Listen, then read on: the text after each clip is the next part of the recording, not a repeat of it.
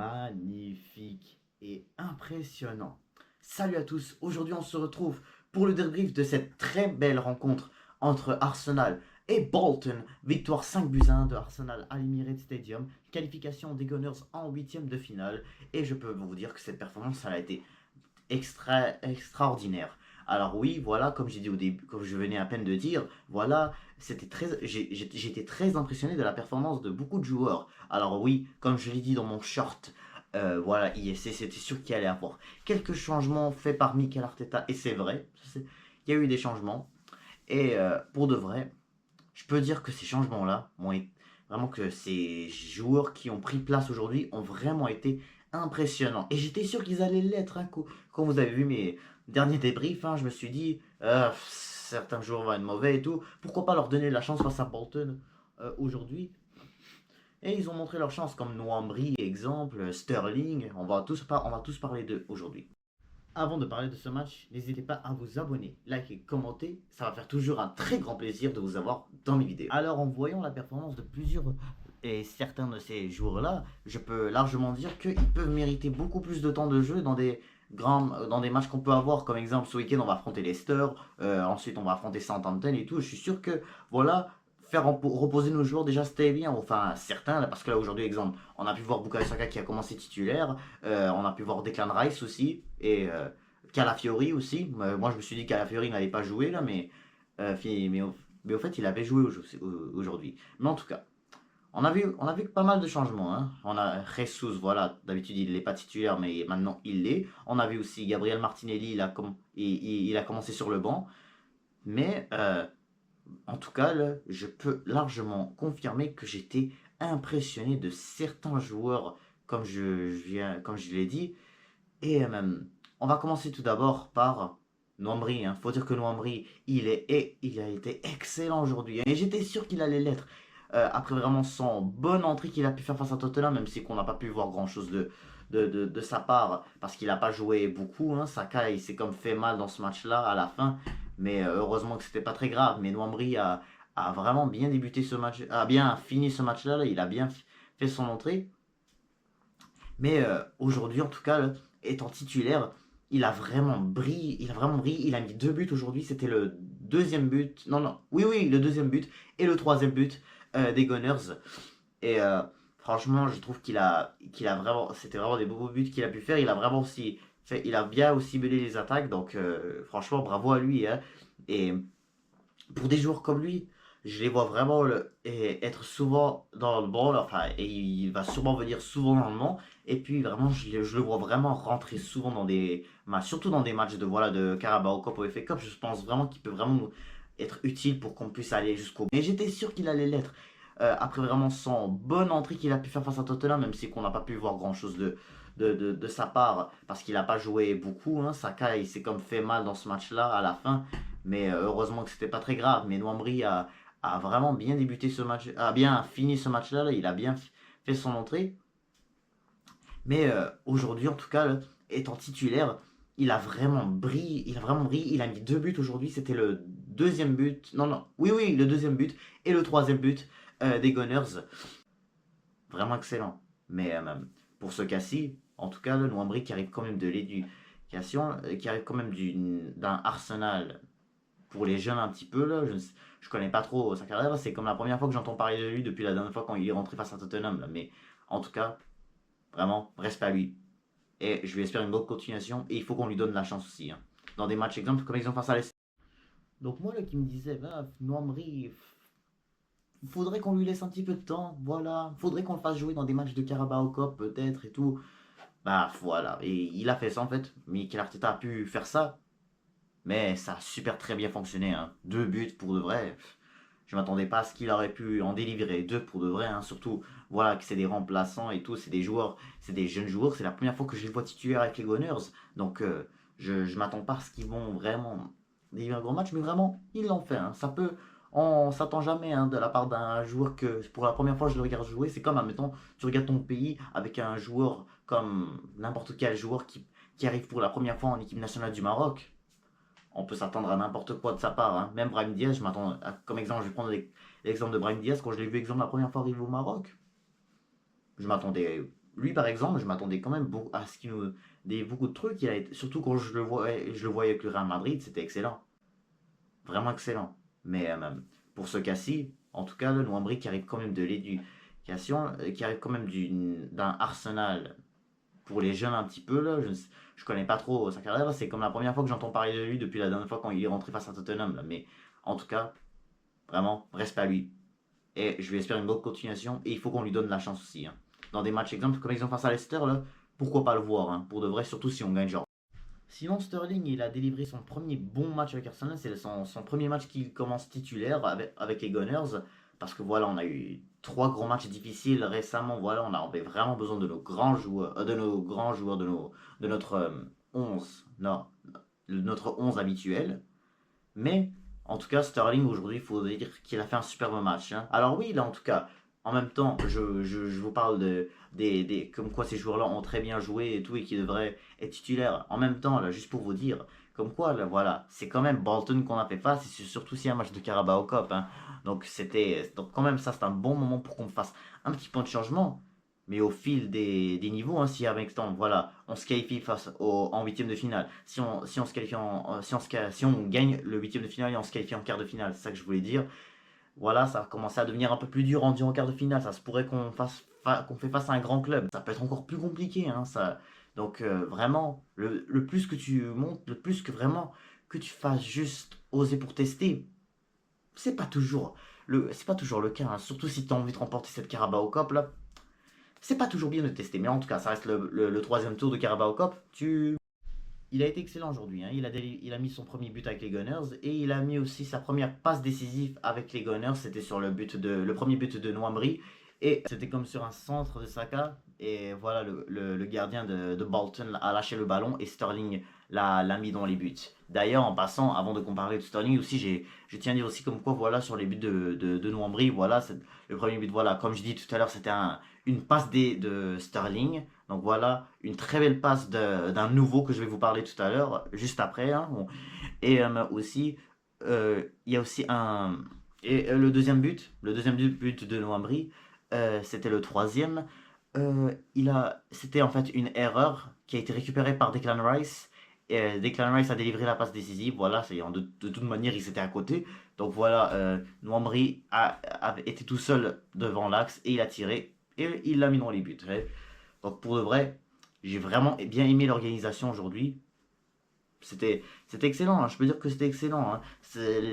Que la performance de la part de certains joueurs, magnifique. Mais en tout cas, Raheem Sterling, c'était excellent. Hein. Lui aussi, c'était aussi Raheem Sterling pour le cinquième but. C'était Raheem Sterling qui l'avait ramené d'une passe de Gabriel Jesus. Voilà, Jesus qui a donné la passe avec son soulier, là, sans son soulier, ce que je voulais dire. Et voilà, il a pu mettre le cinquième but enfin, il a pu donner le cinquième but au Gunner parce que voilà, lui qui a mis le cinquième but, c'était Kai Havertz. Mais Raheem Sterling, je l'ai quand même dit depuis quand même longtemps, depuis son arrivée, là, depuis voilà, depuis vraiment son retour de la trêve internationale, depuis après la trêve internationale de septembre. Comme quoi, le Sterling, il faut qu'on lui donne quand même une chance. Ça peut être quand même un joueur qui peut quand même être. Mais en tout cas, Raheem Sterling, c'est. Ensuite, parlons du jeune que je voulais vous parler, celui qui a fait la passe à Raheem Sterling. Et puis, il l'a donné à. Et puis, avant qu'il fasse la passe décisive. Il s'agit de Miles Lewis Skelly. La passe qu'il a pu réaliser à Raheem Sterling était juste extraordinaire. Et ouais, faut l'assumer parce que quand tu vois, quand tu vois juste vraiment ce qu'il a pu vraiment te montrer aujourd'hui comme avec son poste de latéral gauche, je peux dire que c'était impressionnant. Hein. Quand je l'ai vu aussi son entrée, c'était, oui, il avait joué un petit peu face à City aussi, mais voilà, c'était dur un peu parce que voilà, comme on le sait tous, on était à 10, 11, voilà. Mais bref. Pas besoin de revenir à ce match-là pour de vrai. Mais en tout cas, Lewis Kelly, pour de vrai, bravo. Il a très bien joué lui aussi. Je peux largement dire que c'est un joueur qu'il faut lui aussi qu'on lui donne un peu de chance. Parce que voilà, quand tellement de fois j'ai comme critiqué Zichenko, j'ai critiqué des fois Ben White. Donc voilà que tu arrives un peu bizarrement à faire ta composition de latéral 4. Il y a aussi un autre joueur qui a réalisé une passe décisive à un jeune joueur qu'on a vu pour la première fois. Il s'agit bien de notre Nichols, si je ne me trompe pas. Et oui, Nichols, lui aussi, il a réalisé une belle passe décisive à Declan Rice. Écoute, voilà, presque personne a touché sa passe. Elle allait quand même, le ballon pourtant, elle allait quand même doucement. Mais Nichols a réalisé aussi une très belle passe décisive. Voilà, il a peut-être fait une petite erreur lors du but de Bolton, lorsque voilà, il y a eu la contre-attaque et voilà le, le, le le, l'attaquant là, Collins, voilà, il s'appelle Collins, l'attaquant, il a fait un magnifique dribble sur le gardien, pour de vrai. C'était une petite erreur. De toute manière, il était rapide aussi cet attaquant là, mais en tout cas, voilà. Faut dire aussi que Nicole, Nicole, c'était pour moi à peu près la même chose que Lewis Kelly. Quand on voit juste sa note du match, c'était genre un 4 étoiles, on peut. Il a bien été noté un bon 4.0, donc franchement, excellent, bravo. Hein, pour de vrai, hein, quand tu vois vraiment une équipe un peu différente aujourd'hui, ça peut être, c'est pour de vrai impressionnant, hein, vraiment impressionnant quand tu vois une équipe voilà, de nouveaux qui s'en viennent. Voilà, on a eu encore deux nouveaux qui sont rentrés aussi, mais si je me trompe pas, si je me rappelle pas de leur nom, si je check, il y en a un qui s'appelle Kabia, l'autre qui s'appelle Kakuri, ouais, exactement. J'essaie de checker leur nom là, mais en tout cas, en tout cas là, ça reste que ça, c'est le premier match de Carabao Cup, c'était Bolton en face. Il faut que, voilà, on peut toujours tester voilà, le prochain match parce que voilà, je vais vous dire aussi plus tard, ça va être quoi notre match en huitième de finale de Carabao Cup. Je connais déjà l'adversaire, je connais déjà en fait toutes les huitièmes de finale, on va pouvoir en parler à la fin de la vidéo. Mais pour ce match-là, pourquoi pas on peut encore une fois faire un test en tout cas de les mettre titulaires, surtout pour voir vraiment est-ce qu'ils peuvent être vraiment utiles prochainement. Mais je peux te prouver tout de suite qu'ils le sont, vraiment ils le sont, donc, on peut toujours un jour décider de laisser de chance, hein, surtout que voilà, surtout que voilà, là, on a la blessure de Odegaard et tout, donc vraiment que tu as un peu de difficulté à penser à comment remplacer, hein, je peux dire que vraiment, quand exemple, je parle de Noamri ou de Lewis Kelly, si admettons parce que là, on a toujours, par exemple, on a toujours Tomiyasu de blessé et Zichenko. Voilà, j'ai oublié de mentionner d'ailleurs Tomiyasu, voilà. Ces deux joueurs-là, là, ils sont blessés, ces deux latéraux, hein, enfin, ils jouent en poste de latéraux, mais en tout cas, ça montre en tout cas que Nichols ou Lewis Kelly méritent leur chance. Sinon, bien sûr, parlons aussi des autres joueurs, comme exemple Bukayo Saka qui a aussi délivré des frappes. Tu as aussi Sterling, j'ai parlé tout à l'heure de Sterling, mais aussi Sterling, il a aussi délivré une superbe frappe aussi. Ça a été un très bel arrêt du gardien de Bolton.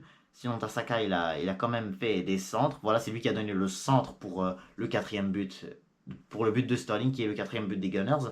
Et voilà, tu as Gabriel Jesus aussi, qui a bien fait, enfin, qui a été, c'était un peu difficile, mais Saka qui a délivré aussi une très belle passe. Mais Jesus, voilà, il était quand même devant les buts, mais il a loupé. Écoute, Jesus, c'est un peu difficile son début de saison, lui aussi, comme Martinelli. Mais Martinelli aussi, faut dire qu'il a fait un très bonne entrée. Hein, donc Martinelli, on remarque que ça s'améliore de plus en plus. C'est toujours pas exceptionnel, il a toujours pas marqué de but, mais pour de vrai, c'est ça que je disais. Il faut qu'on leur donne un peu de chance aussi à ces joueurs-là. Et vraiment, le match de Bolton était vraiment un match idéal.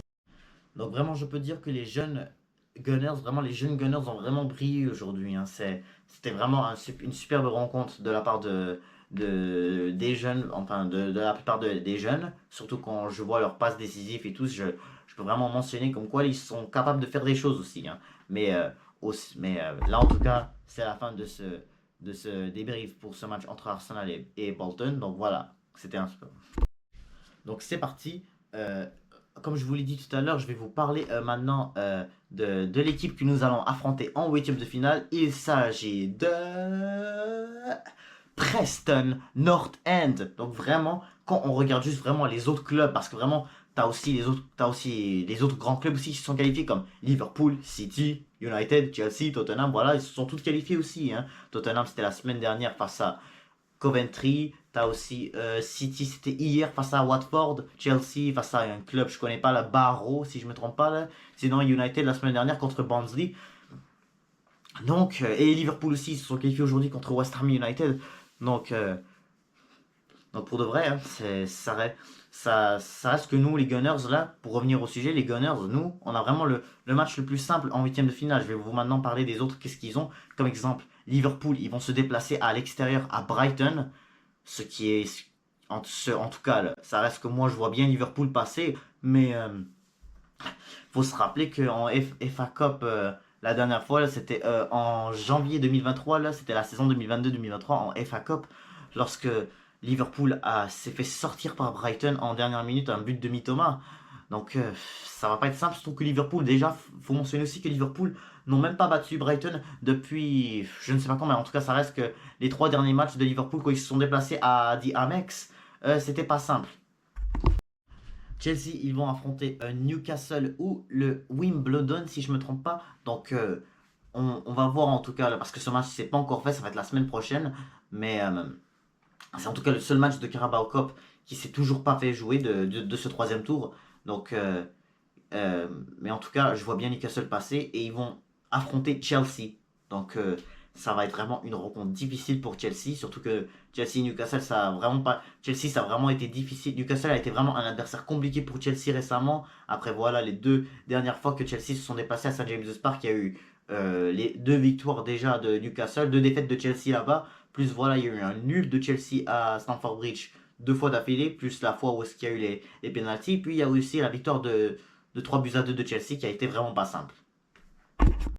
Sinon, Manchester United, eux, ils ont Leicester City qui vont faire face. Donc, ça aussi, ça devrait pas être un adversaire compliqué. Surtout que même United aussi, c'est l'équipe qui se sont fait sortir en huitième de finale la saison dernière. Je me souviens, même nous les Gunners, hein, faut pas oublier que nous les Gunners, on était sortis en huitième de finale la saison dernière par West Ham United.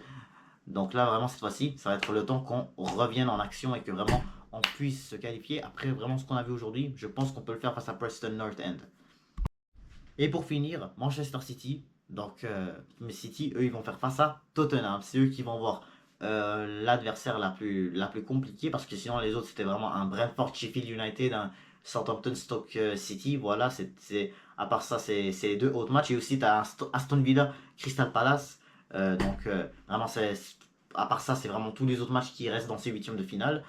Et, mais pour revenir sur Tottenham City, ça va être vraiment un match très intéressant à voir. Est-ce que vraiment City vont pouvoir continuer leur route vers la finale rapidement ou est-ce que Tottenham va vraiment les éliminer? Mais moi, je vois vraiment City passer largement. Tottenham, vraiment, lors des dernières années, ça a été difficile. Les deux dernières saisons, vraiment, ça a été difficile. Les Carabao Cup, la saison dernière, ils se sont fait sortir en deuxième tour même parce que voilà, ils ont fini huitième en 2023.